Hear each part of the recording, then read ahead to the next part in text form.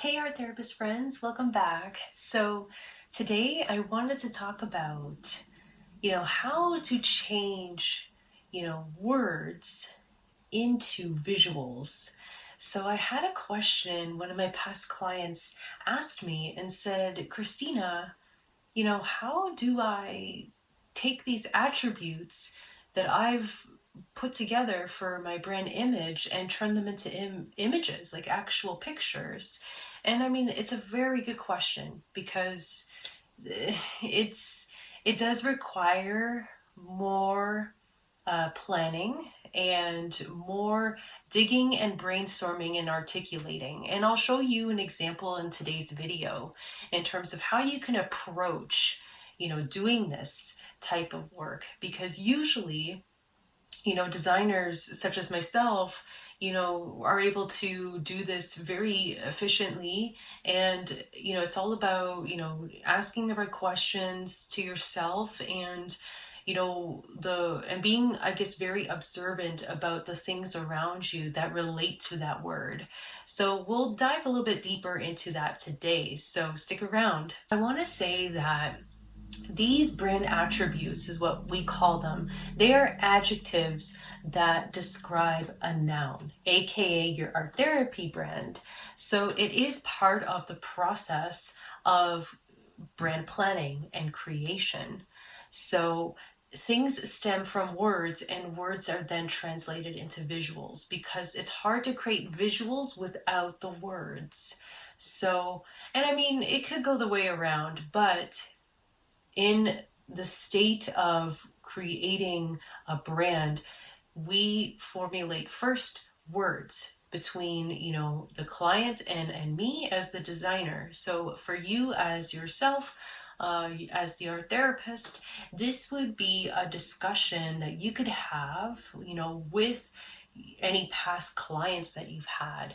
Because sometimes when you interact with your maybe inner circle of your favorite clients, they can help you come up with brand attributes for your brand image and your identity. Because sometimes doing it by yourself is kind of difficult. You don't really know, what you sound or how your voice is or what impact you bring or feelings that you deliver. So sometimes getting another person's perspective from the right person, of course, which is your ideal client, it helps to really identify where your direction should go in terms of art direction. And these words help to define that art direction. In this case, these attributes are your key words for the basis of your design. These words are going to be the ingredients for, actually starting to build a mood board afterwards. But that is not going to be covered, in today's video. Today is going to be about, changing these words into something that is more concrete and something that you can actually paint a picture with. I would say the first really important, essential thing to know is know your ideal client really, really well. Before you start diving into, attributes and keywords and pictures, because you kind of have to know what your ideal client likes. To be like, what are they drawn to? Do they like books? Do they like stickers?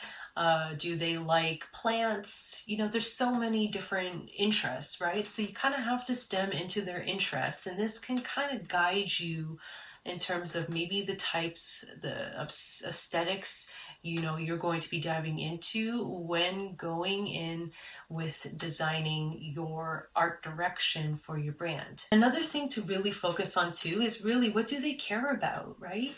You don't really want your brand, your art therapy brand, to be like solely focused on, I don't know, tarot cards, which your client might not really care about. So that's going to, they're going to be detached from that, which is not a good thing because you want them to be attracted to your art therapy brand. And doing something like that, maybe that they don't really care about, really draw away from something like that if it's not for them.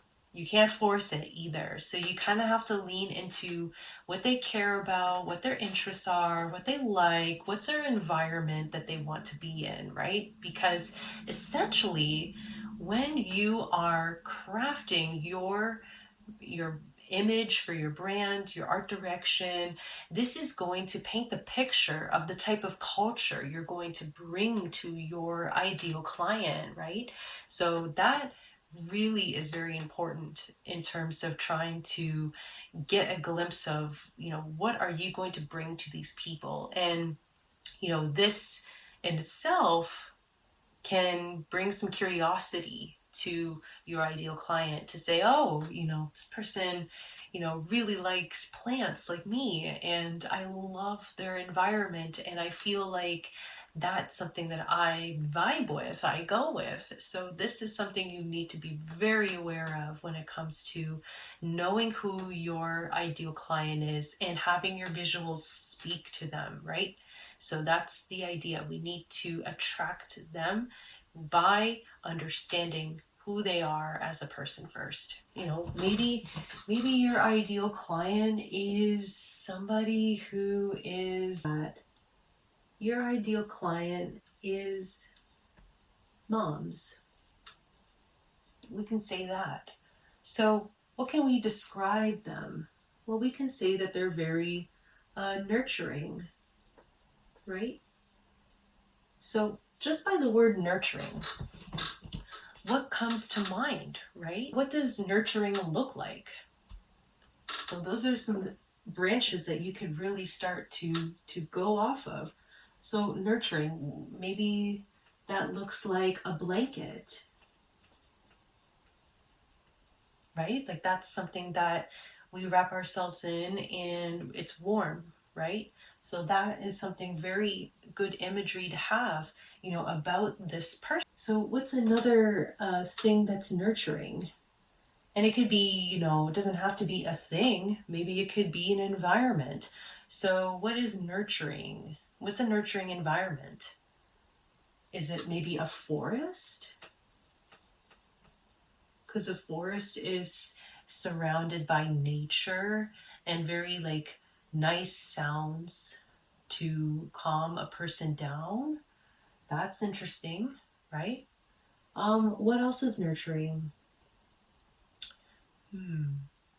Maybe a bear, maybe a stuffed bear, a plushie. So something very comforting, something that's very soft.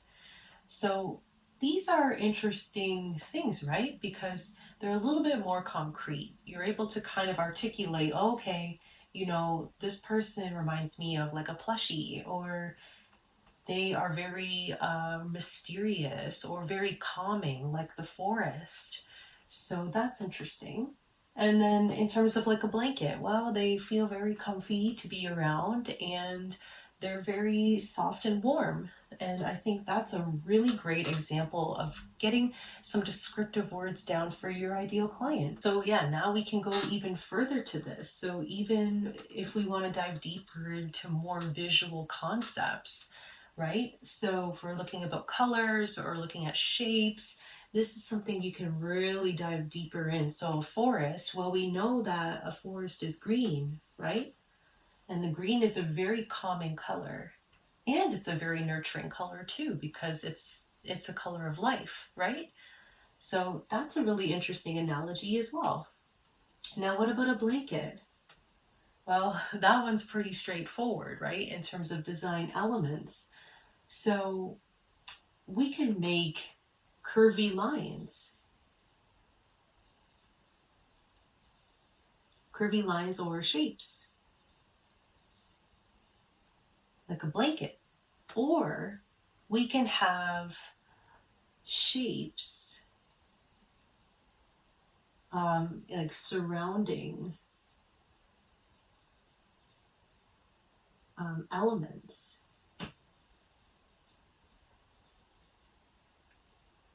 So you can really get clear on some of these things, like even with the plushies. Maybe in your photos, you can have, stuffed animals as something cozy. Let's see, what other things could you do? Maybe you can do like, let's see, what are, because it's usually a calming feature, right? So stuffed bear or plushie. So anything that is usually a plushie, usually are very pastel colors. So you can think of something like that, something very soft, right? So maybe your textures are soft, right? So you can look at fabrics and such to really dive deeper into something like this. And that would help to, when you go to Pinterest, to look maybe at pastel colors or look at for stuffed animal graphics, or textures that are soft, right? And maybe look at different types of greens, different color greens or curvy lines or shapes. So that really can get you deeper and deeper, but you see how we are, going deeper, going deeper, and going deeper. This is how you want to address trying to get a little bit more solid with some of your research, right? Because this is all research, this is all brainstorming.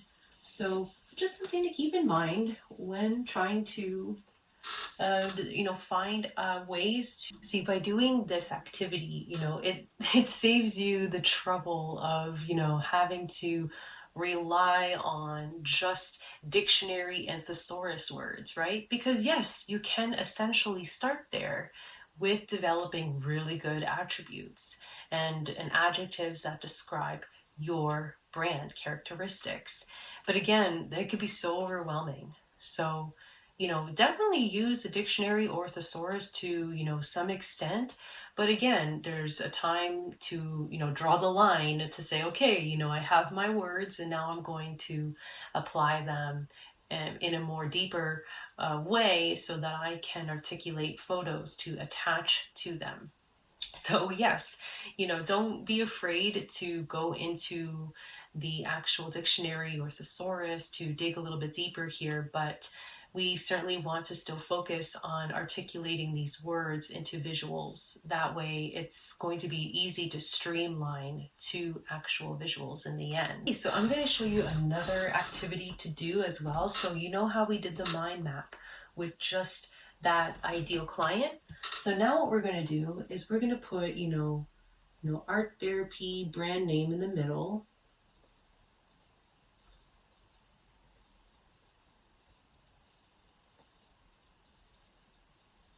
So now we're going to do a mind map of all the other aspects in your brand that you can use to then even create graphics in those different areas. So we kind of addressed the customer already. So we can already right here, the customer.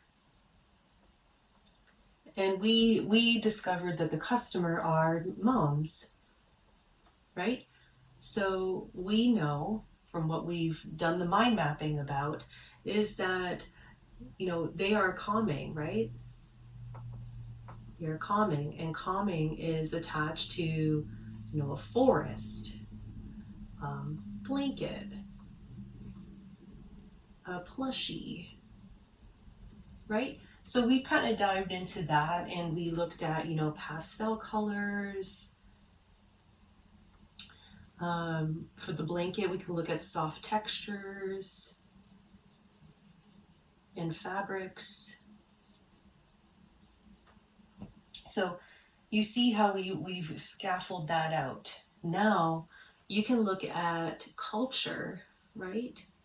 And culture just means basically the environment that you're creating. And you can certainly get clear on maybe some adjectives here. So let's just say your culture is fun. Maybe we can say fun, refreshing, and what's maybe another one? and positive.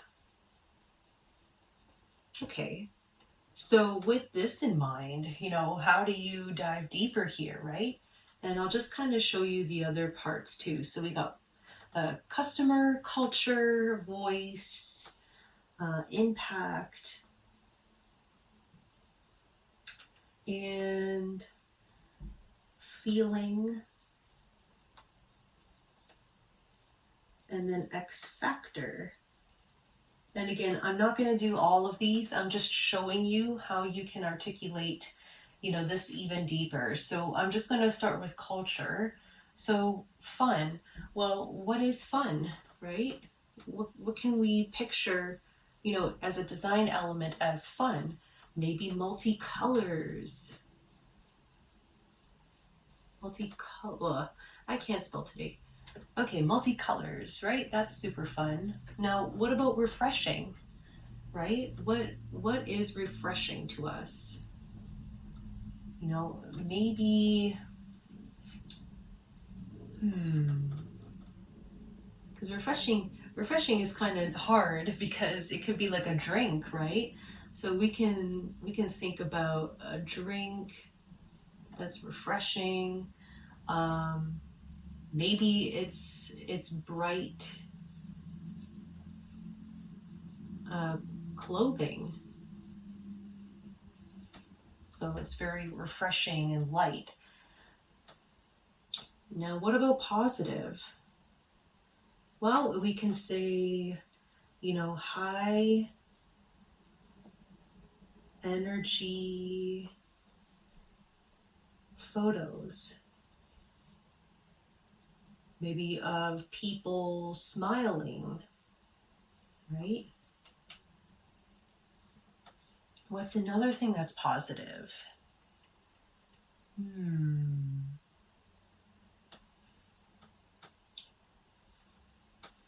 Well, usually things that are curvy, so curvy shapes, are usually positive, right? They're very friendly, they're very fun and organic. There's just a whole bunch of things that you can dive deeper into. So we got multicolors, we got refreshing, and we got positive. So even under fun, if I was to make one more point, we can do maybe hand-drawn fonts. So that gets even more deeper into some of the designs that you could do, right? So you really have to think deeper about the word and about the pictures.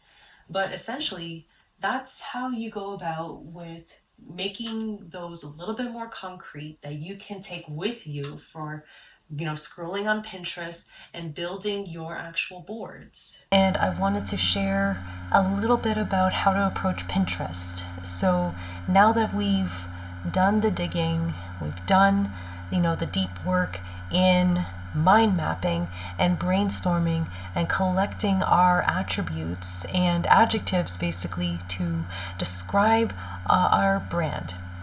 So now what we want to do is we have some concrete words, right? So going back to that mom persona, right? So we looked at the ideal client. We see them as a mom, right? They are moms. They are somebody who's very nurturing. And what does nurturing feel like or look like? Well, it feels like a blanket, right? It's cozy, it's comforting, and it feels like a plushie. It's soft, and it's light. So it's very pastel colors, right? So if we are trying to attract moms, then we need to really hone in on collecting some imagery and design features for that. So I will share an example. So I have my iPad here, and I'm going to pull up Pinterest, and I'm going to start searching for maybe pastel colors, because usually with something that's nurturing, usually it's very soft and dainty and delicate, and that in myself, it feels like it's very, very light and gentle. So that in itself makes me feel very comforting, right? So I'm going to look at pastel colors. See it better. Okay, let's see. Did that help? Okay, perfect. So yeah, so now you can see here that you get all these different pastel colors, right? So now you can kind of figure out, which one would suit me best, right? There's all sorts of colors, right? So you can go here, and you got, a table of colors that you can use as a template. So that's something to look at in terms of pastel colors and getting an idea of, what your brand should look like and how should it speak to, your ideal client, which is maybe moms. That would be a way to start. And I think another example that I could share is because we dived a little bit into culture in our mind map, I can pull from that too. So we got some pastel colors. We can then look at, okay, so the culture that maybe you as an art therapist bring is feeling of fun, right? So maybe these moms are, really empty feeling, and they're stressed, and maybe they need, to express themselves, have fun. So maybe we look at hand-drawn fonts, something that is very creative, wacky, exciting, So let's go over here, and we're going to look at hand-drawn fonts, right? Something creative, something that maybe they would strive for, right? So if we look at hand-drawn fonts, let's see if there's some really interesting examples. So we got a lot of different things here. So you could see really up close, and I'm trying to angle this better so that you have, different, look at all the different types of fonts you can go with. So here's some more interesting ones. So you can kind of save any of these different types of fonts that really speak to you and maybe your ideal client, right? It has to really speak to the ideal client for that. But this is something to really look at as an option, right? So you're going to be collecting all these different photos, and you're going to be putting them in a Pinterest board, right? And that's how you're going to start to build your mood board and your art direction in your brand. So I hope that, that was helpful in terms of how to approach this type of work and to collect imagery. I'm sorry that I couldn't get it up on my actual screen here, but at least you have some kind of an idea, right? I can actually do maybe one more to get your ideas flowing. So in the culture mind map that we did, we can look at maybe, we can look at curvy shapes, right? Because curvy shapes are something that's very fun, very friendly, very playful, right? So, and it's positive, right? Anything that's positive makes me feel like it's very flowy and very, I would say like organic and not so edgy, right? So let's go into Pinterest again, and let's do curvy shapes, because there's lots of different types of curvy shapes. You can do just circles, you can do ovals, so we can do curvy shape design. Let's see what we got. Okay, so like this is fun. So check that out. So you got really cool designs. Sorry, this is just really bad, but you got really cool designs, different shapes, different forms. And let's see, compared to maybe something like this, right? So these are curvy shapes, but they're not as organic as the last one I showed you. So you see there's a completely different art direction, though they are curvy shapes.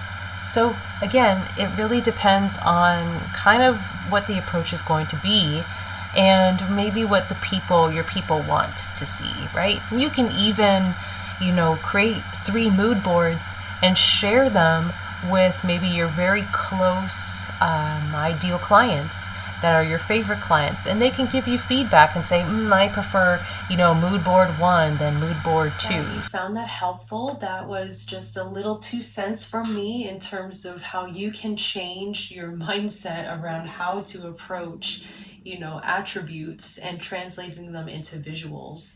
And I hope that you found this helpful. Let me know in the comments if this was useful, and if you have any additional comments or things that you need help with, any additional questions you want me to answer, I'll be more than happy to help. So again, thank you so much for your time today, and I hope to see you again in my future videos. Have a good day, and we'll see you very soon. Bye!